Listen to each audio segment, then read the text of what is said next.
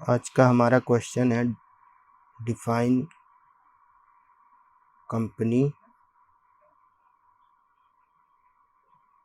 And it's characteristics. आज हम बात करेंगे कंपनी क्या होती है और इसके एसेंशियल कैरेक्टरिस्टिक्स क्या हैं। सबसे पहले बात करते हैं मीनिंग ऑफ कंपनी।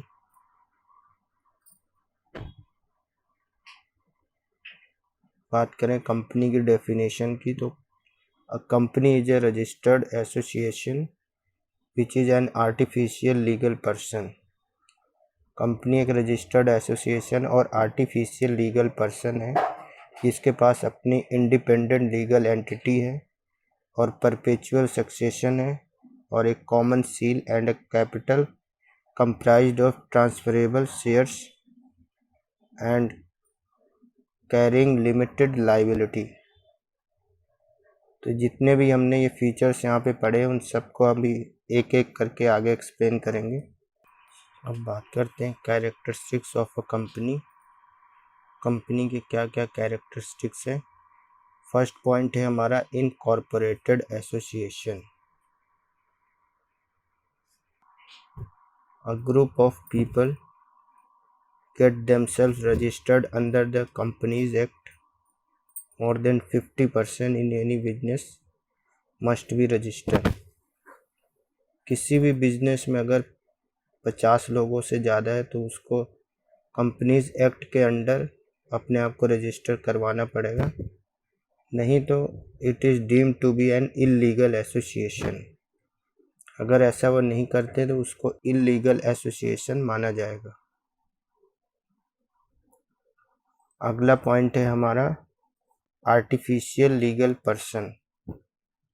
जो कंपनी है वो लीगल पर्सन है लेकिन आर्टिफिशियल है। आर्टिफिशियल मतलब एग्जिस्ट नहीं करता रियलिटी में, लेकिन लीगल रूप में है वो। Company is an artificial person. अब आर्टिफिशियल पर्सन की डेफिनेशन यहाँ पे है, इट इज़ इनविजिबल मतलब वो दिखाई नहीं देगा, इनटेंजिबल उसको हम छू नहीं सकते, and can not be touched non physical entity है और operate through a board of directors elected by share holders. जब आर्टिफिशियल पर्सन है तो उसको ऑपरेट करने के लिए बोर्ड ऑफ डायरेक्टर्स की ज़रूरत पड़ती है जो शेयर होल्डर्स द्वारा इलेक्टेड होते हैं। अब बात करें तीसरे पॉइंट की। तीसरा पॉइंट है हमारा सेपरेट लीगल एंटिटी। कंपनी जो है वो लीगली सेपरेट एंटिटी है और वो पूरी तरह से इंडिपेंडेंट है from its members. Creditors of the company cannot sue individual members and can recover their money only from company। अगर कंपनी की कोई देनदारी है तो क्रेडिटर्स इंडिविजुअल मेंबर से वो वसूल नहीं कर सकते, वो सिर्फ कंपनी से ही ले सकते हैं।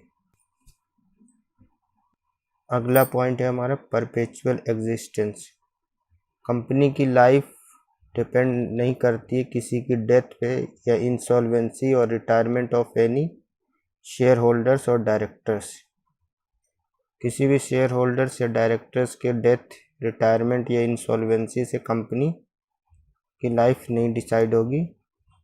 लॉ के जरिए कंपनी क्रिएट करी गई है तो लॉ ही इसको डिसॉल्व कर सकता है। नेक्स्ट पॉइंट है हमारा कॉमन सील। लॉ ने प्रोवाइड करा है कॉमन सील को जो कंपनी के नेम की तरह यूज होगा और स्टैम्प होगा as a proxy for its signature. जो सील है वो सिग्नेचर की जगह यूज होगा।